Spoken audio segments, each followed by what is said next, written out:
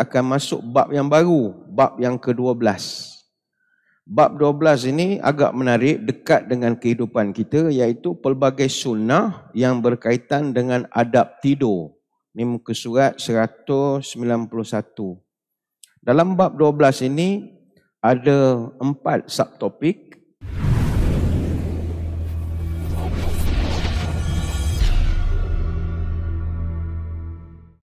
Assalamualaikum warahmatullahi wabarakatuh. Bismillahirrahmanirrahim. Alhamdulillahi hamdan katsiran tayyiban mubarakan fihi kama yanbaghi li jalali wajhikal karim wa li 'azimi sultanik. Allahumma salli ala sayyidina Muhammadin abdika wa rasulika nabiyil ummi wa ala alihi wa sahbihi wa sallim. Nawaitu ta'alluma wa ta'lim wa tadhakkura wa tazkir wal naf'a wal intifa' wal ifadah wal istifadah wal hasa ala tamassuki bi kitabillah wa sunnati rasulih wa du'a ilal huda wa dalalah alal khair ibtigha'a wajhillah wa mardatihi wa qurbihi wa thawabihi. Allahumma raddina bi qada'ika wa sabirna ala bala'ika wa auzi'na syukra ni'ma'ika. Ya Allah, jadikan kami redha menerima takdirmu, jadikan kami sabar menerima ujianmu, dan bimbinglah kami untuk sentiasa syukur kepada nikmatmu. Yang dihormati para pegawai dan sukarelawan Masjid Negeri Sultan Ahmad I Kuantan, seterusnya tuan-tuan guru, para alim ulama, para habaib, tak dilupakan rakan-rakan dari Pusat Kutipan Zakat dan Wakaf Majlis Agama Islam Pahang, mudah-mudahan dirahmati Allah sekalian. Alhamdulillah, sekali lagi kita bertemu dalam program Minda Imam Besar yang dibawakan kepada kita oleh Pusat Kutipan Zakat dan Wakaf Majlis Agama Islam. Kita masih membahaskan kitab 100 Sunnah Rasulullah sallallahu alaihi wasallam yang dilupakan, yang merupakan naskah asal dalam bahasa Arab bertajuk Al-Wasiyatu bi Ba'di Sunani Shibhil Mansiyah, sebuah buku susunan Dr. Haifa binti Nasir bin Abdullah Ar-Rashid, Profesor Madya di Jabatan Akidah dan Doktrin Kontemporari di Fakulti Usuluddin Universiti Islam Imam Muhammad Ibn Saud. Buku ini ada 18 bab yang disusun mengikut sunnah-sunnah dalam kategori yang berbeza-beza, bermula daripada bab bersuci sampailah yang akhir nanti bab muamalat. Dan minggu lepas kita sempat membincangkan tajuk tetamu hendaklah meminta izin kepada tuan rumah semasa hendak pulang, muka surat 186, iaitu kalau kita datang, masuk rumah pun minta izin dan keluar rumah pun minta izin. Jangan terus hilang balik begitu saja. Termasuk minta izin ni sebagai tambahan, minta izin sebelum datang, minta izin bila nak balik, dan minta izin jika nak bawa tetamu yang tidak diundang pun oleh tuan rumah. Bagi contoh, kita jadi satu PA, tuan rumah ajak kita ajak orang. Tak betul cara begitu. Tak, ini bercanggah dengan kehendak agama. Orang ajak awak-awak je lah. Kenapa nak kena ada orang yang kedua, ketiga? Habis tak boleh bawa? Boleh minta izin.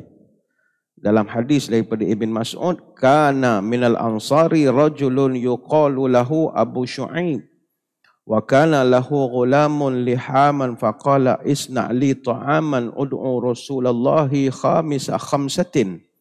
Kata Ibn Mas'ud, dulu ada satu orang lelaki Ansar, kami panggil namanya Abu Syu'aib. Dia ada anak laki-laki bekerja sebagai penjual daging di pasar. Dia pun pesan pada anaknya, buatkan makanan istimewa, aku nak undang 5 orang datang makan di rumah termasuk Nabi.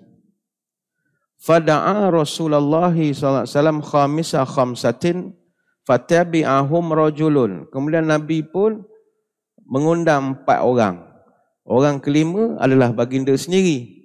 Tiba-tiba ada satu orang sahabat nak ikut. Dah jadi 6 orang. Faqala Rasulullah, innaka da'autana khamsatin wa hadha rajulun qad tabi'ana fa in syi'ta an tu'tiyahu iyahum. Kata Ibn Mas'ud, dulu ada satu orang lelaki Ansar, kami panggil namanya Abu Syu'aib. Dia pun pesan pada anaknya, buatkan makanan istimewa, aku nak undang 5 orang datang makan di rumah termasuk Nabi. Fada'ah Rasulullah sallallahu alaihi wasallam khamsatin fatabi'ahum rajulun. Kemudian Nabi pun mengundang 4 orang. Orang kelima adalah baginda sendiri. Tiba-tiba ada satu orang sahabat nak ikut. Dah jadi 6 orang. Faqala Rasulullah, innaka da'autana khamsatin wa hadha rajulun qad tabi'ana fa in syi'ta adzin lahu wa in syi'ta taraktuhu. Qala bal adzantu lahu atau kama qala. Maka Nabi pun bila dah ada 6 orang, sebab by invitation 5 saja. Bila dah ada 6 orang, Nabi pun beritahu pada tuan rumah, minta maaf. Tadi tuan undang kami berlima. Ni kami berlima, tapi ni ada seorang lagi tambahan. Kalau tuan sudi menjemput dia, kesilakanlah. Tapi kalau tak sudi, tak apa. Saya akan tinggalkan dia. Kemudian Abu Syaib mengatakan, saya izinkan ya Rasulullah. Ini hadis Bukhari. Baik itu kita kalau pergi, kadang tuan rumah ajak adalah benda nak bincang. Benda musim-musim nak tubuh kerjaan ni, orang banyak nak bincang benda sulit. Yang bawa orang buat apa? Dah pecah rahsia banyak. Tak boleh. Orang yang tak diundang tak boleh masuk. Ada kadang bos-bos datang dengan driver, dengan bodyguard. Orang tak jemput orang yang 2-3 tu. Habis tak boleh masuk? Boleh. Maklum. Tak maaf, saya ni berdua dengan bodyguard. Minta izin masuk. Ini jenis pecah di perut, tak pecah di mulut ni. Okey, masuk. Baru izinkan. Jadi jangan menolong-nolong. Member telefon datang ke rumah ajak tengok bola. Kita datang siap bawa anak 2-3 orang. Tak boleh begitu. Bukan. Itu hak tuan rumah. Jadi nak bawa boleh beritahu. Tak maaf kau bawa anak. Anak kau orang kalau kau tak ada di rumah, dia mengamuk. Pening orang rumah. Boleh, bawa sekali. Jadi itu tambahanlah, kita tak sempat bincang minggu lepas. Artinya, izin tuan rumah ni sangat mustahak. Kita nak datang kena izin, nak balik izin, nak bawa tambahan tetamu pun minta izin.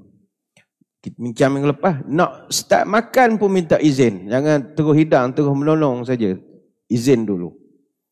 Kita juga sempat ulas pada kesempatan minggu lalu, muka surat 187, berkenaan tuan rumah lebih berhak menjadi imam ketika kita semayang di rumahnya walaupun kita ni lebih alim atau kita imam besar ke, tak, tuan rumah lebih berhak. Kecuali dia izinkan. Itu kita dah bincang minggu lepas. Minggu ni tuan-tuan puan-puan, kita akan masuk bab yang baru, bab yang ke-12. Bab 12 ini agak menarik, dekat dengan kehidupan kita, iaitu pelbagai sunnah yang berkaitan dengan adab tidur. Ini muka surat 191. Dalam bab 12 ini ada 4 subtopik. Pagi ini kita akan mulakan dengan perbahasan yang menarik, iaitu membersihkan tempat tidur semasa hendak tidur. Muka surat 191. Dan saya percaya ini adalah sunnah Nabi SAW yang semakin ditinggalkan. Bahkan kalau orang buat, orang akan kata ini bukan sunnah, tapi ini petua nenek moyang. Ini bukan petua nenek moyang, ini sunnah Nabi SAW. Moga-moga kita dapat amalkan. Mari kita bacakan huraian Tuan Kitab. Bismillahirrahmanirrahim. Membersihkan tempat tidur semasa hendak tidur. Daripada Abu Hurairah radhiyallahu anhu, Nabi SAW bersabda, "Idza awa ahadukum ila firashihi falyanfud firashahu bidakhilati izarihi fa innahu la yadri ma khalafahu alayh thumma yaqul bismika rabbi wada'tu jambi wa bika arfa'uhu in amsakta nafsi farhamha wa in arsaltaha fahfazha bima tahfazu bihi ibadakas salihin." Maksudnya apabila salah seorang di antara kamu hendak tidur, hendaklah dia mengibaskan tilamnya dengan bahagian dalam kain sarungnya, kerana dia tidak tahu apa yang ada di atas tilamnya. Kemudian hendaklah dia membaca doa, bismika rabbi wada'tu jambi wa bika arfa'hu in amsakta nafsi faghfir laha wa in arsaltaha fahfazha bima tahfaz bihi ibadakas salihin. Dengan namamu wahai Tuhan aku letakkan badanku, dan dengan namamu pula aku bangun daripadanya. Apabila engkau menahan rohku, yakni aku mati, maka berilah rahmat kepadanya. Tapi apabila engkau melepaskannya, maka peliharalah sebagaimana engkau memelihara hamba-hambamu yang saleh. Hadis riwayat Bukhari, Muslim, Abu Daud, Tirmizi, Ibnu Majah dan juga selain daripada mereka. Dalam versi ataupun redaksi daripada Imam At-Tirmizi, "Idza qama ahadukum an firashihi thumma raja'a ilaihi falyanfudhu." apabila salah seorang di antara kamu bangun daripada tempat tidurnya, kemudian dia kembali semula, hendaklah dia mengibaskan tilamnya terlebih dahulu. Ini saya akan huraikan. Sebab ada dua pandangan ulama. Satu, kebah sebelum nak tidur. Yang kedua, kebah apabila kita bangun, pergi ke tandas buang air, contoh, atau pergi ke dapur minum air, nak sambung semula tidur, kebah semula. Ada juga pandangan yang begitu. Menurut Tirmizi, hadis ini adalah hadis hasan. Dalam riwayat Bukhari disebutkan, falyanfudhu bi sanifati thawbihi thalatha marat. Hendaklah dia mengibaskan. Kita sebut mengibas, takkan mengebah pula. Mengebah macam mencuri, kebah, sauk, apa semua mengebah. Mengibas pun mengibaslah. Dan dia mengibaskan atau membersihkan tilam itu dengan hujung bajunya sebanyak 3 kali. Manakala dalam versi riwayat Imam Muslim, idza awa ahadukum ila firashihi falyakhudh dakhilata izarihi falyanfud biha firashahu wal yusammallah. Apabila seseorang di antara kamu pergi ke tempat tidur, hendaklah dia mengambil bahagian dalam sarungnya, lalu bersihkanlah tilamnya dengan sarung itu sambil mengucapkan bismillah. Dalam syarah Muslim, An-Nawawi berkata bahagian dalam sarung bermaksud hujung sarung. Ini saya terangkan kemudianlah.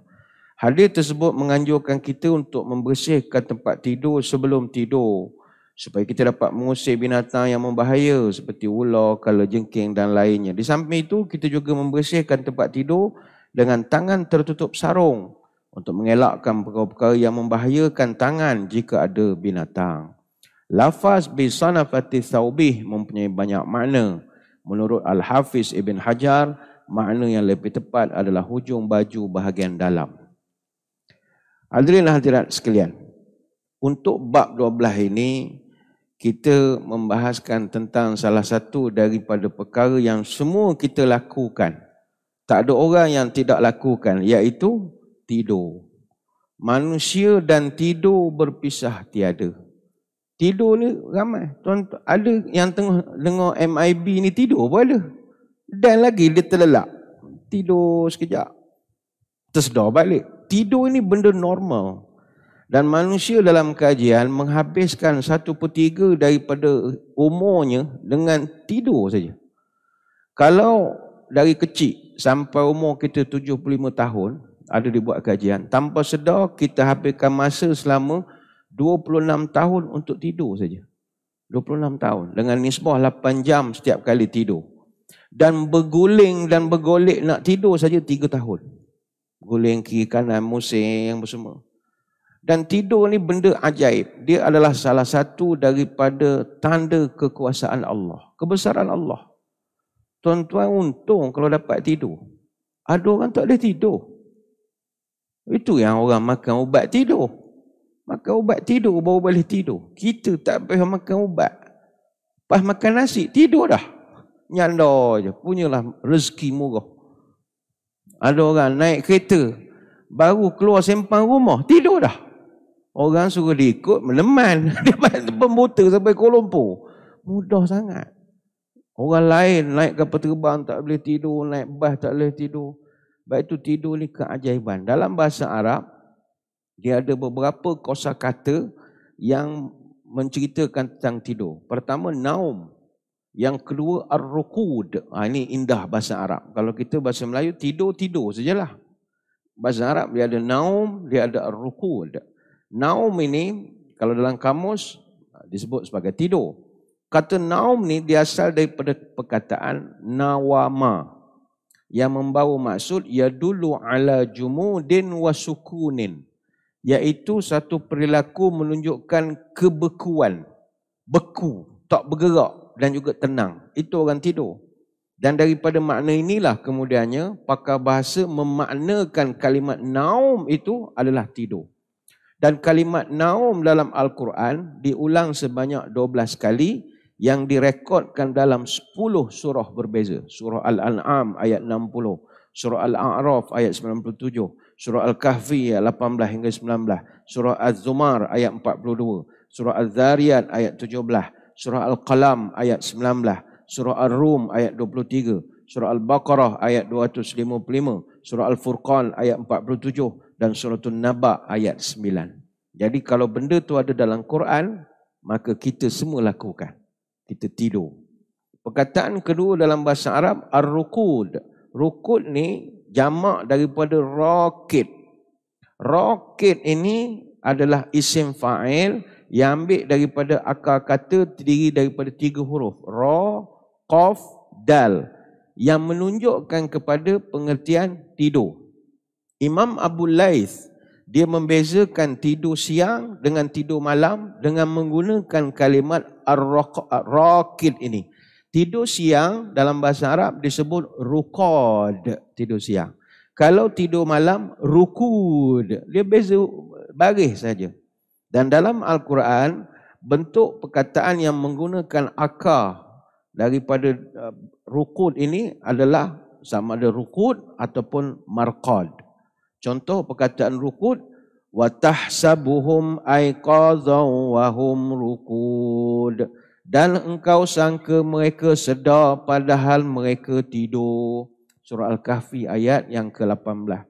Perkataan marqad disebut dalam surah yang paling terkenal lah, surah Yasin ayat 52. Qalu ya wailana man ba'athana mim marqadina hadza.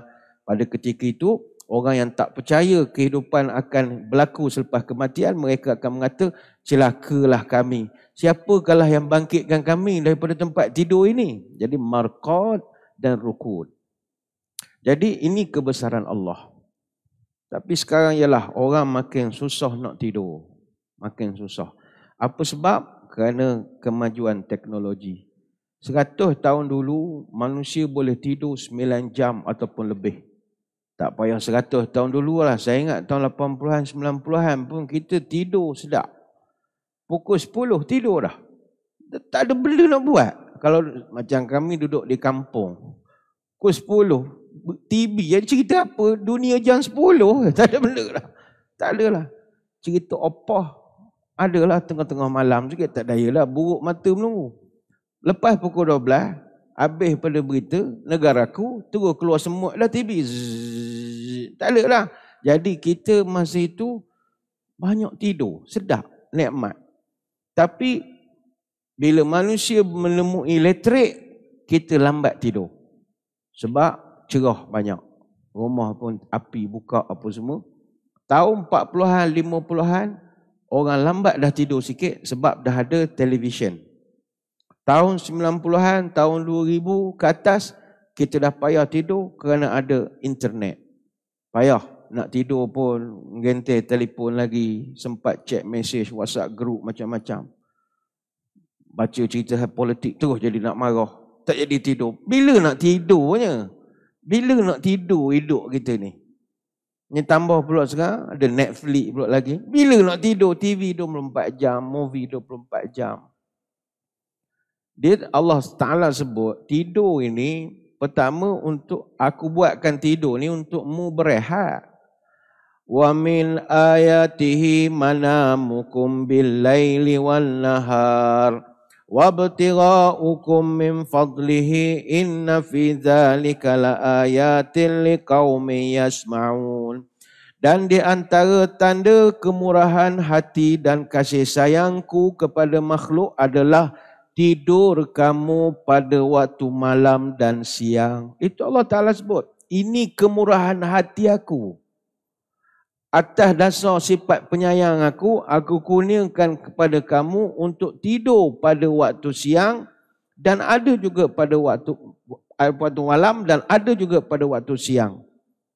Wabtigha'ukum min fadlihi, dan selepas itu kamu segar untuk mencari rezeki yang aku kurniakan. Ini surah Ar-Rum ayat 23. Syekh Abdul Rahman bin Nasir As-Sa'di ketika menafsirkan surah Ar-Rum ayat 23 ini dia mengatakan tidur adalah rahmat daripada Allah. Dalam ayat yang lain disebutkan wa min rahmatihi ja'ala lakumul laila wan nahara litaskunu fihi walitabtaghu min fadlihi wa la'allakum tashkurun. Dan kerana rahmat kasih sayangnya dijadikan untuk kamu malam berganti siang supaya litaskunu fihi, supaya kamu beristirahat pada malam itu dan esoknya mencari kurniaan Allah. Surah Al-Qasas ayat 73. Sebab itu jika kita berjaga selama 16 jam berturut-turut, keupayaan pemikiran kita akan merosot. Sama juga seperti orang yang ada paras alkohol 0.5% dalam darah. Orang yang tak tidur. Maka tidurlah. Ni orang muda-muda ramai sekarang ni tak tidur. Jangan. Kita bila tak tidur, kita lawan fitrah. Baik itu sekarang ni ramai orang muda sakit. Bukan kerana sebab hari-hari minum teh tarik sangat. Tak. Sebab tak tidur. Dia jangan tak tidur. Orang kita payah tidur kalau kita yang dah pencen ni sebab main telefon, tak tidur. Orang muda menengok bola, tak tidur. Orang getah tengah naik hari tu. Malam menoreh lagi. Punyalah semangat. Malam menoreh. Tunggulah esok. Kata esok panas. Bila kita tak tidur, badan kita tak berehat. Dalam Quran Allah Ta'ala sebut, Qul ara'aitum in ja'alallahu alaikumun nahara sarmadan ila yaumil qiyamah man ilahun ghairullahi ya'tikum billayli taskununa fih afala tubsirun. Terangkan pada aku, Allah Ta'ala cabar kita. Kalau aku jadikan siang sampai hari kiamat, apa jadi pada kamu? Maka aku jadikan malam taskununa fih, supaya kamu berehat. Bila kita tak berehat, ni surah Al-Qasas ayat 71. Bila kita tak berehat, body clock kita akan jadi kebengongan. Bengonglah, badan kita jadi bengong. Malam jadi siang, siang jadi malam. Sebab itu Allah Ta'ala sebut tidur ni bukan sekadar malam saja. Wa min ayatihi manamukum billaili wan nahar. Di antara tanda kasih sayang aku jadikan tidur pada malam dan juga pada siang, wan nahar. Masalah orang kita adalah tidur siang ni orang pemalas. Ini orang tak mengaji, tak betul. Tidur siang juga disebut dalam Quran. Hari ni orang panggil qailulah. Qailulah ni juga sunnah yang ditinggalkan. Qailulah ni dia bukan tidur. Kalau bahasa Inggeris dia bukan sleep, dia panggil nap.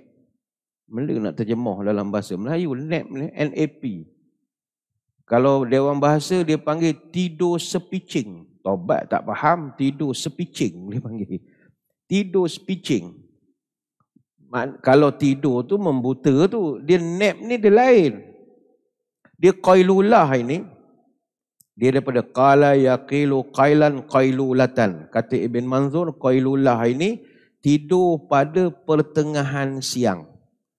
Kata Imam As-San'ani, qailulah ini adalah kita berehat pada pertengahan siang, walaupun tak perlu nak tidur sampai bermimpi-mimpi. Dia dapat lena sekejap. Gitulah, dapat seseminit dua jadilah. Jadi qailulah ini adalah sunnah yang disepakati oleh para jumhur ulama. Kata Ibn Abbas, qilu fa inna syayatina la taqilu. Nabi pernah pesan, berqailulahlah kamu. Mana siang ni tidurlah sedikit. Sebab hanya setan saja yang tidak pernah berehat. Apa itu tuan-tuan yang jenis workaholic jangan bangga. Oh saya workaholic, saya tak ada masa nak rehat-rehat. Setan je tak berehat ni kata Nabi. Kita kena ada rehat. Ni hadis Tabrani dalam Mu'jamul Awsat. Itu jangan workaholic. Tak ada apa yang nak dibanggakan dengan workaholic. Workaholic ni gabungan daripada work and alcohol. Orang workaholic ni are always addicted to the activity, not to the result. Orang workaholic, dia suka kerja je, dia bukan suka result sangat. Kita work smart, bukan work hard. Jadi ringkasnya qailulah ini, kita rehat sebentar walaupun tidak tidur. Tak perlu nak bermimpi mengigau-ngigau pun tak apa. Bukanlah macam tuan-tuan puan-puan nak qailulah tengah hari sekarang di masjid negeri. Tak perlu ada bantai tilam. Nyandor kat tiang tu kan, dapat lena sekejap. Qailulah lah namanya. Sebab itu ulama bahas bila qailulah tidur siang ni. Kata Khatib Syarbini, Qailulah adalah sebelum gelincir matahari. Maknanya sebelum masuk waktu Zuhur. Kita Kuantan sekarang Zuhur pukul 12.59. Tuan-tuan puan-puan tidur pukul 12.30 ke, 12.45 ke, 12.50, tidur sekejap. Dapat pahala, free. Qailulah dia panggil. Tapi azan bangun. Jangan pukul 12.45 tidur, bangun pukul 4 ke bolo suami tak makan tengah hari. Itu membuta, bukan qailulah. Qailulah ni take a nap. Sebab itu kata Khatib Asy-Syarbi ni, qailulah sebelum waktu zuhur adalah seperti waktu sahur bagi orang puasa. Disebutkan. Berdasarkan satu hadis Nabi sebut, ista'inu bi ta'ami sahar ala siyamin nahar wa bil qailulati ala qiyamil lail. Kuatkan puasa di waktu siang dengan bersahur dan berqailulahlah untuk menguatkan kamu bangun malam. Hadis riwayat Ibnu Majah. Jadi tidur siang bagus, ada bagusnya, dan tidur malam of course baguslah. Tapi lah bagi kita orang kalau tidur siang ni macam buat jenayah besar lah. Terutama kalau di pejabat-pejabat tempat bekerja, dianggap sebagai kesalahan lah. Boleh diambil tindakan tata tertib. Ni bos tak mengaji namanya. Tuan-tuan, di Jepun ada satu perkataan khusus yang merujuk kepada orang yang tidur di tempat kerja. Dia panggil inemuri. Nanti boleh Google. Inemuri ini dia tidak negatif. Dia adalah satu akibat daripada menunjukkan orang tu bekerja terlalu gigih. Maka dia perlukan sedikit ruang untuk dia nak rehatkan otak dia dan dia akan sambung balik dia punya tugas. Dia panggil inemuri. Tak jadi kesalahan. Itu Jepun tu sedang kuat kerja daripada kita. Kajian tentang tidur siang ni pernah dibuat. Di University Harvard di Amerika, dia buat kajian. Tidur siang 60 hingga 90 minit waktu siang dapat memperbaiki stamina kita. Sama seperti kita tidur selama 8 jam di malam hari. Itu kajian daripada Harvard. Ada satu yayasan nama The National Sleep Foundation. Dia menyarankan untuk kita tidur siang 20 hingga 30 minit setiap hari untuk meningkatkan fokus kita dalam melakukan satu kerja. Dan kajian selama 6 tahun pernah dilakukan di Greece. Melibatkan responden selama 23,681 orang. Mereka kaji tentang tabiat tidur siang. Orang yang tidur siang lebih daripada 3 kali per minggu turun risiko kena penyakit jantung sehingga 37%.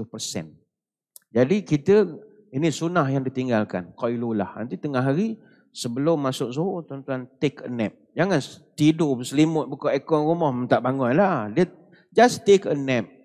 Sandar pada kursi urut ke ada di rumah atau ada di masjid, nyandar di tiang masjid. Itu dapat pahala. Ini rahmat. Dan tidur juga kata ulama, ini mustahak. Dia adalah persimpangan kematian. Kita tidur ni, kalau bangun balik, syukurlah kepada Allah. Sebab tidur ni consider mati.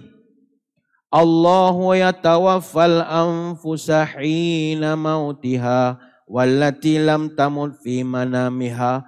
Allah lah yang telah mengambil dan memisahkan satu-satu jiwa dari badannya. Jiwa orang yang sampai ajal semasa mati dan jiwa orang yang tidak mati fi manamiha ketika dia tidur. Fayumsikul lati qada 'alaihal mauta wa yursilul ukhra ila ajalin musamma. Inna fi dzalika laayatin liqaumin yatafakkarun. Kemudian Allah menahan jiwa orang yang dia telah tetapkan matinya dan melepaskan jiwa yang lain ke badannya sehinggalah ajalnya yang sebenar akan sampai. Demikian itu adalah keterangan bagi orang yang mahu berfikir. Surah Az-Zumar ayat 42. Ada satu orang ahli akademik ni kajian, Profesor Dr. Arthur Ellison. Dia ni Head of Department Electrical and Electronic Engineering di University of London. Dia ni profesor. Dia pernah beberapa tahun memegang jawatan dalam banyak NGO dan badan-badan ikhtisas. Sebagai contoh, dia pernah jadi presiden the British Society for Psychological and Spiritual Studies. Dia pernah melakukan kajian menggunakan alat-alat elektronik tentang fenomena tidur dan juga mati.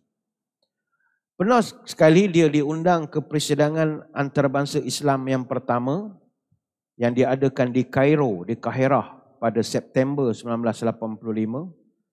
Seminar itu membincangkan medical illimitability in the Quran di Kairo, anjuran Persatuan Perubatan Mesir. Dalam persidangan itu, dia bentangkan kajian mengenai kaedah terapi psikologikal dan spiritual berdasarkan Quran dengan di samping makalah yang lain tentang tidur dan juga mati. Dibentang bersama dengan Dr. Muhammad Yahya Sharafi.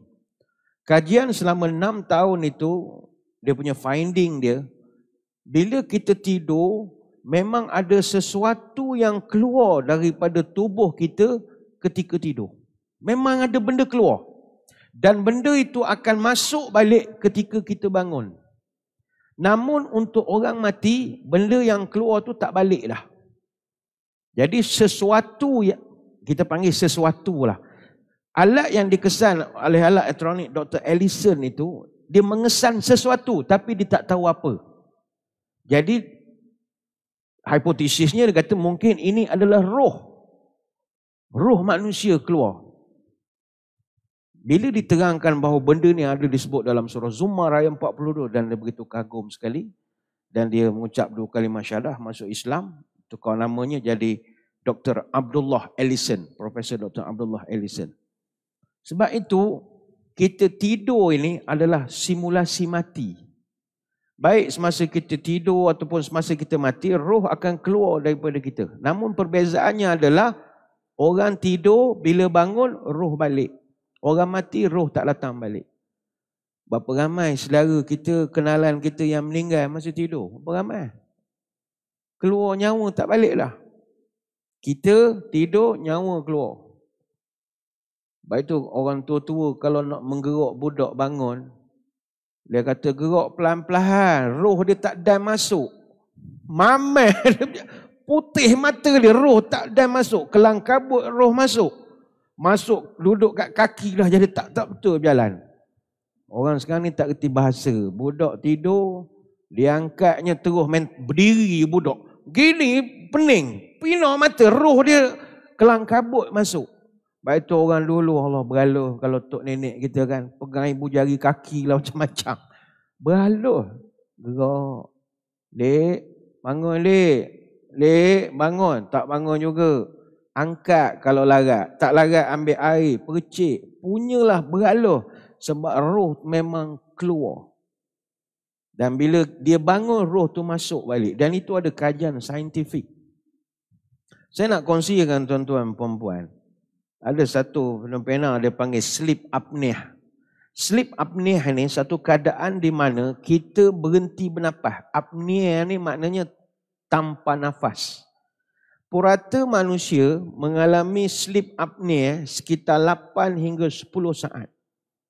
Dan ini salah satu gangguan semata tidur. Dan di Malaysia 1/3 daripada penduduk Malaysia mengalami putus nafas 8-10 saat. Tengah tidur, putus nafas. Tengah tidur, toh macam mana position bantalnya garmak ya, putus kat nyawa. Kejap, bunyi, keladak, macam nak mati dah. Dapat nafas semula, mujur tak mati. Kena bersyukur. Mujur dapat balik nyawa. Sebab itulah kenapa kita baca doa tidur. Allahumma bismika ahya wa amut. Ya Allah, dengan namamu aku hidup, dengan namamu aku mati. Dalam kitab Mughni Al-Labib an Kutubil Arif karya Ibn Hisham Al-Ansari dicatatkan kalimat bismika, bi itu huruf ba tu dalam bismillah ada 14 maksud. Al-muraqabah, al-musahabah, al-ilsaq, al-isti'anah, as-sababiyah, ta'diyah, al-qasam, lewat banyak lagi. Maka makna kita ucapkan aku tidur atas namamu ya Allah, maknanya bismika ya Allah, dengan namamu aku tidur. Ataupun bismika, ya Allah, aku mohon bantuan dan pertolongan kau untuk aku tidur. Ataupun ya Allah, dengan keberadaan namamu aku tidur. Ataupun atas namamu aku tidur. Maka doa tidur bukan doa main-main. Sebab kita tak tahu kita boleh bangun tak pukul 5 pagi esok. Ini untuk orang yang tak ada penyakit. Orang yang ada penyakit lagi, lelah, jantung, macam-macam. Lagilah belum tentu boleh bangun pagi esok.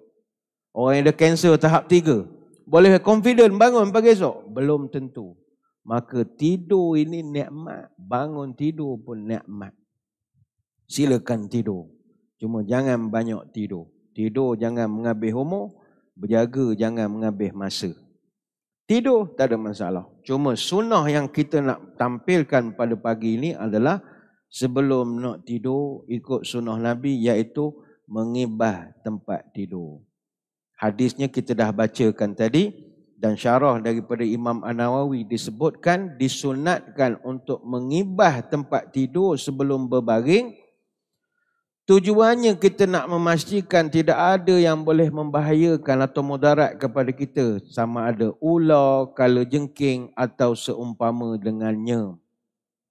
Dan Al-Mubarakfuri telah menukilkan daripada Al-Tibi menyatakan bahawa Nabi berpesan supaya kita mengibah terlebih dahulu tempat tidur kerana kita tak tahu apa yang ada di katil kita ketika kita tiada.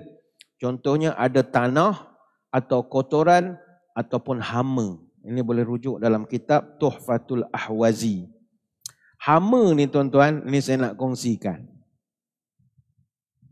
Saya ingat kalau kongsi dengan tuan-tuan puan-puan lepas ni tak tidur dah gaya. Hama ni ataupun house dust mites atau dalam bahasa Arab dipanggil al-muqtadimatu ataupun asatul ghabar al-manzil. Tilam yang kotor memang tak kelihatan dengan mata kasar. Tapi hakikatnya atas tilam di rumah kita itu terdapat lebih 1 juta jenis bakteria. Termasuklah hama dan sisa daripada tubuh kita sendiri yang menjadi peneman kepada kita sepanjang malam. Dan lebih menakutkan, hama ataupun kehidupan halus yang payah nak ditengok mata kasar kita ini, kerjanya pula memakan kulit-kulit kita yang mati ini. Kemudian mereka akan buang najis-najis mereka di atas tilam kita. Kesannya adalah kita mudah dapat penyakit. Bagi orang yang alergik, dapat gatal, eczema, ruam, gatal hidung, keluar air, sinus dan macam-macam lagi. Ataupun pagi-pagi buta dah bersin dah. Acum sekian. Dan kajian menunjukkan dianggarkan 12.8% ataupun 3 juta rakyat Malaysia menghadapi masalah sinusitis. Sinusitis ni hidung berair, bersin, sokmo. Orang Melayu panggil resedung. Bukan nak kata resedung. Yalah, sinusitis. Dan salah satu penyebabnya adalah tilam yang tidak bersih. Ketahuilah tuan-tuan puan-puan, atas tilam kita ada bakteria. Lebih 3 juta setiap meter persegi. Atas tilam kita ada bahan alergen. Atas tilam kita ada fungi. Sampai 17 spesies pada setiap masa. Atas tilam kita ada 100 liter peluh setiap tahun. Ni yang tidur tak berekon jenis tak percaya rekon, takutkan sakit dada macam. Lalah tidur berpeluh. Berpeluh tidur. Peluh tu sendiri bermasalah. Begitu juga atas tilam kita ada sel kulit manusia. 1 juta keping setiap hari sel kulit mati kita. Dan juga atas tilam kita ada hama. Saya nak kongsi tentang hama. Secara keseluruhan terdapat 13 spesies hama habuk rumah yang telah direkodkan oleh pakar-pakar. Purata hama yang duduk di atas tilam jumlahnya antara 100,000 hingga 1,000,000 ekor. Tapi kita tak nampak. Saiz hama yang Dia panggil spesies lelabah. Sangat kecil. 0.1 mm sampai 0.3 mm. Dan jangka hayat mereka ni antara 3 hingga 4 bulan. Aktif di atas tilam di rumah kita. Pada peringkat larva, hama ini biasanya ada 3 pasang kaki. Tapi bila dia menjangkau dewasa, bilangan kakinya bertambah jadi 4 pasang. Hama jantan, dia ada beza dengan hama betina. Kalau hama jantan, hama betina tu warna putih krim. Ini saya tak pernah menengok baca kajian orang. Kalau kita menengok tak tidur, tuan-tuan.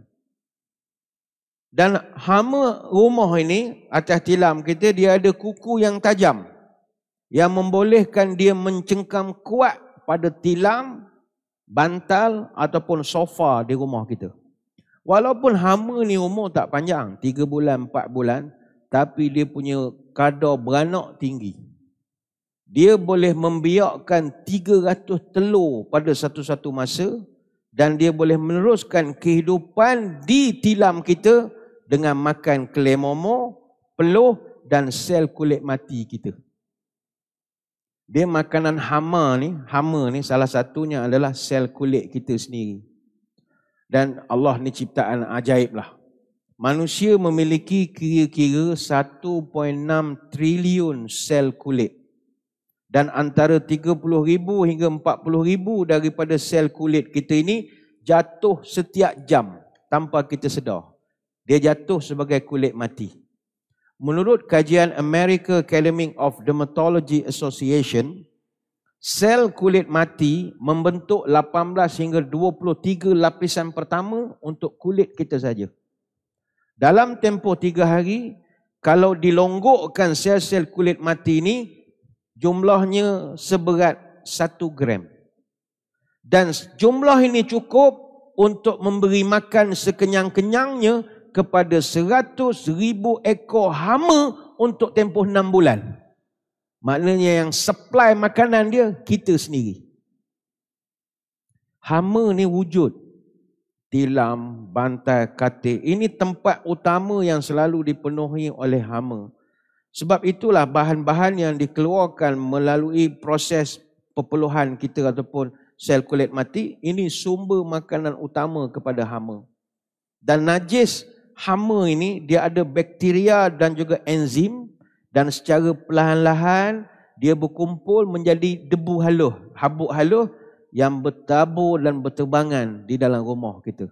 Dan tempat yang paling mudah dia lekat, kipas kita lah, sebab ada proses elektrostatik dan macam-macam. Dan hama ini memang tersembunyi dalam tilam. Sebab hama ni tuan-tuan, dia sensitif pada cahaya. Dan lazimnya pada waktu siang, dia akan bersembunyi jauh dalam tilam kita. Pandai dia nak elok. Pandai kita buka tingkap sebesar-besar. Masalah sekarang dah tak boleh buka dah tingkap rumah kita besar-besar. Jiran bela kucing banyak sangat. Melompat masuk rumah. Hantu betul lah.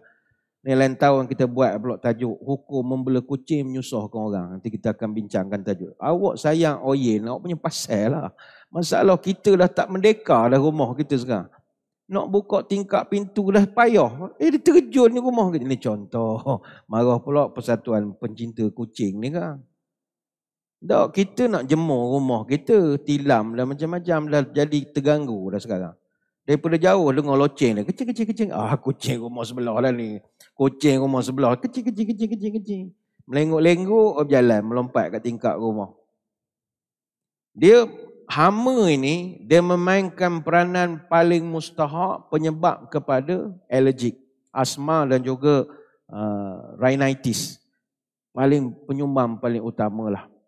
Dan di antara simptom alergik yang disebabkan oleh hama ini adalah gatal, tekak, kerongkong, payah nak bernafas. Itu bukan sebab COVID. Tilang kotor. Tilang kotor. Awak pemalas. Baik itu orang tua-tua dulu cerdik. Baik itu jangan underestimate orang tua-tua dulu. Dia jemur bantal. Pagi jemur. Ambil bantal jemur. Penuh atas pelebah, atas para. Jemur. Tok-tok kita dululah. Tilam sekarang tak mampu nak angkat, patuh urat kita. Kalau putus urat ngangkat tilam, berat dulu tilam nipis-nipis je, boleh gulung-gulung gitu je. Jemur. Bahkan dulu orang putih pun dia ada mattress beater, dia panggil, pemukul tilam. Ada jual di pasaran. Saya ingat dalam Shopee pun ada jual sekarang. Tapi tilam kita mana nak ngangkatnya? Dulu dia orang jemur tilam, leca, selimut, gebor, mana lagi. Semua dia jemur tengah panas.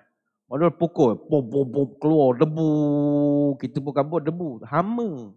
Terbang habis. Dia kalah dengan matahari. Itu Allah punya kuasa lah. Tapi sekarang ni orang dah duit banyak. Dia tak daya dah muka-muka. Dia beli tilang kowe. Jadi iklan pula lah. Ada satu syarikat kerjanya nyeduk hama. Dia datang ke rumah kita. Dia buat maintenance. Tuan-tuan yang jenis allergi elok lah. Dia bukan nak campaign kan. Dia fotonya video kan. Dia buat iklan pula kan. Contoh saja. Ada lagi syarikat pembersih yang lain pun buat khidmat mencuci tilam di rumah.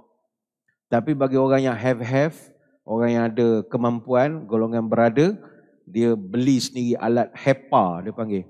High Efficiency Particulate Arrestor. Itu ada jual di pasaran lah. Untuk nak bersihkan tilam dia sebelum tidur. Jadi kalau orang tanya, kenapa Nabi suruh kebah-kebah katil? Itu je lah tujuannya. Kebah dulu. Nak tuan-tuan masuk homestay. Bukan menghina homestay, tidak. Homestay bukan hari-hari ada orang. Hujung minggu ada lah.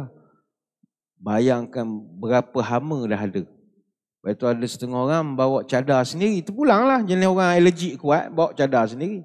Adalah jual spray di pasaran untuk dust mist. Macam-macam. Spray dulu. Terpulang lah. Macam-macam pesen sekarang ni. Dan bagi kita pula orang Islam, kita percaya ada makhluk satu lagi. Makhluk halus yang kita panggil jin dan syaitan. Sebab itu Syekh Ali Ahmad dalam kitabnya Fathul Manan bi Ahkam Al-Jan, muka surat 217, dia menukilkan satu asar yang diriwayatkan oleh Imam Ibnu Abi Dunya daripada Qais bin Abi Hazam, "Ma min firashin yakunu fi baiti mafrushan la yanamu alaihi ahadun ila nama alaihi syaitan." Tidak ada satu katil pun di rumah kita yang tidak ditidur oleh manusia, kecuali syaitan juga akan tidur di atas katil itu.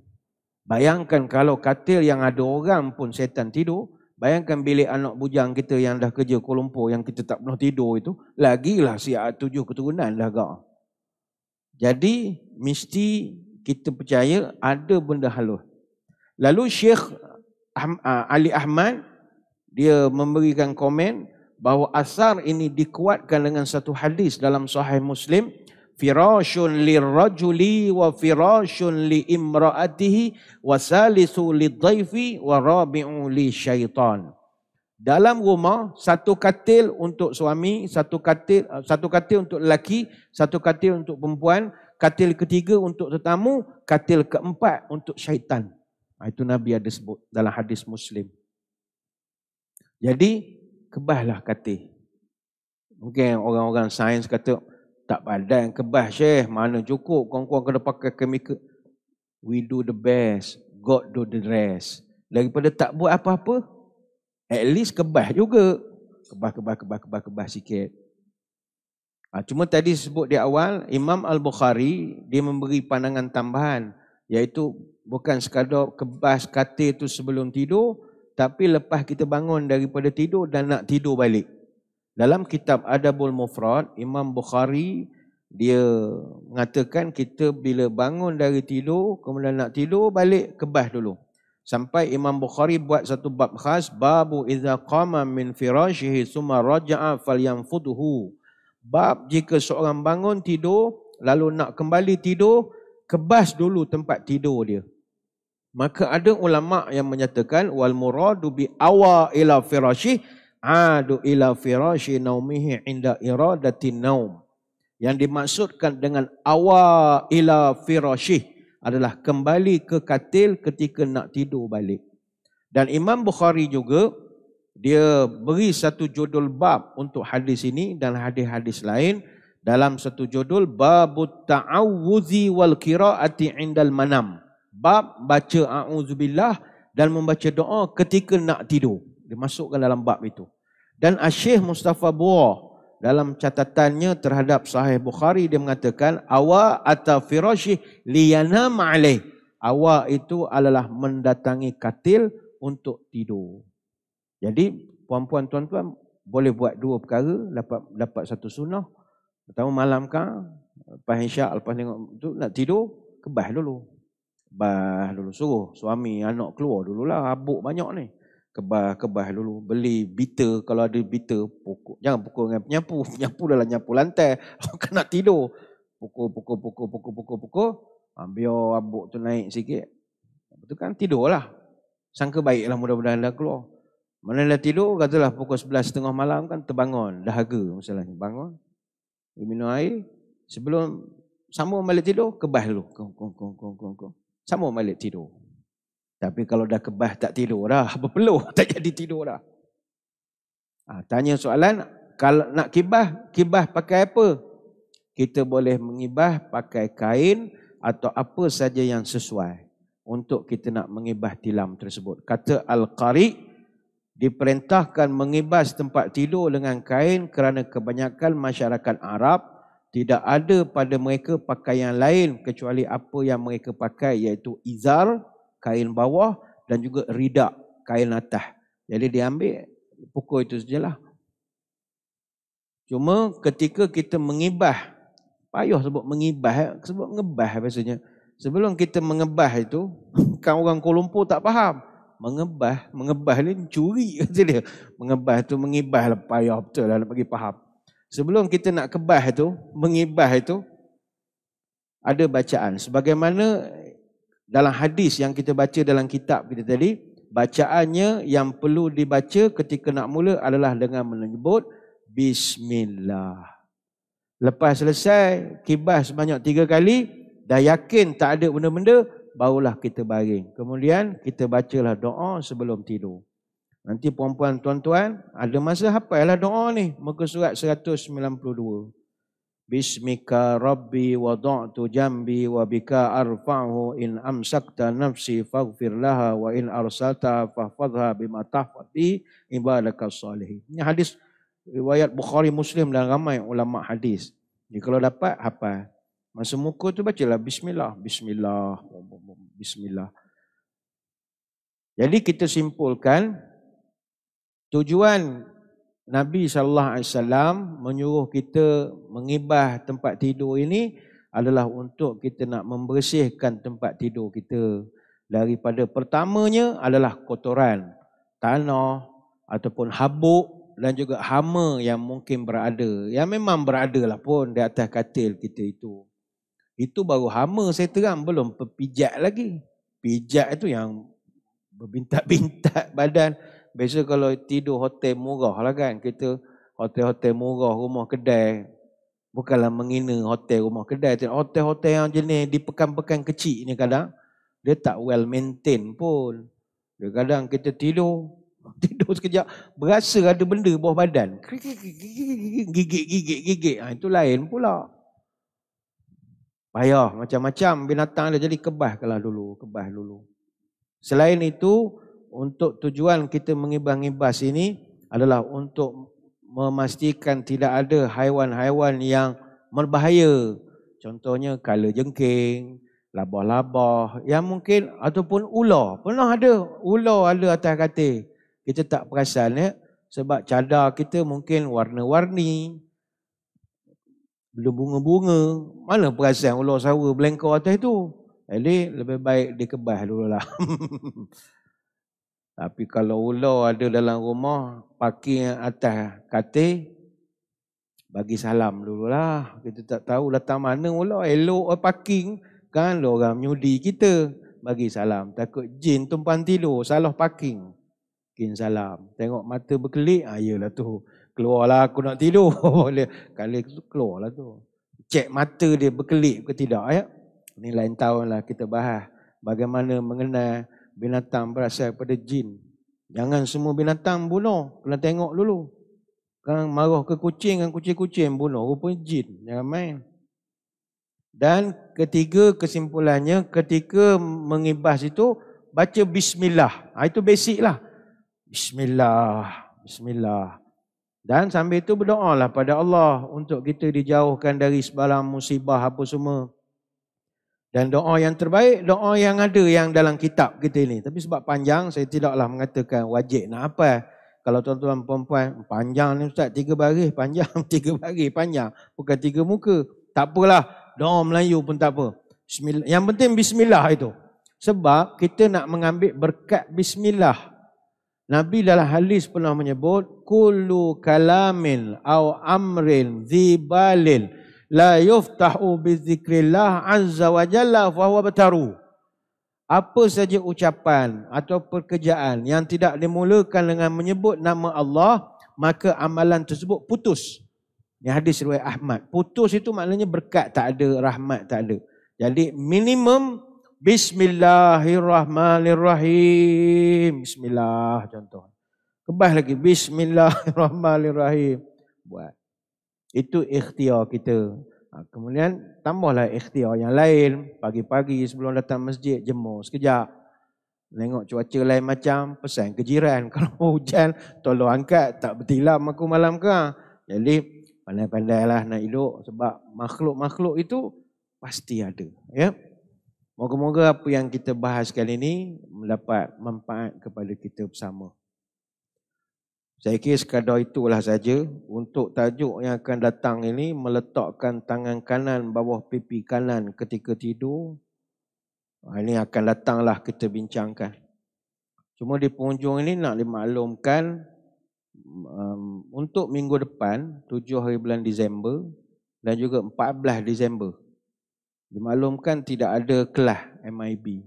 Sebab saya minggu depan, awal Disember nak berangkat ke Tanah Suci, menunaikan umrah dan juga ziarah. Jadi untuk kelas 7 dan 14 tak ada lah, tak dapat diadakan. Balik insya-Allah 20 Disember. Kalau tak jet lag, tak pina pusing mata naik kapal terbang, 21 hari bulan jumpalah. Tapi kalau berpina, cuti lagi.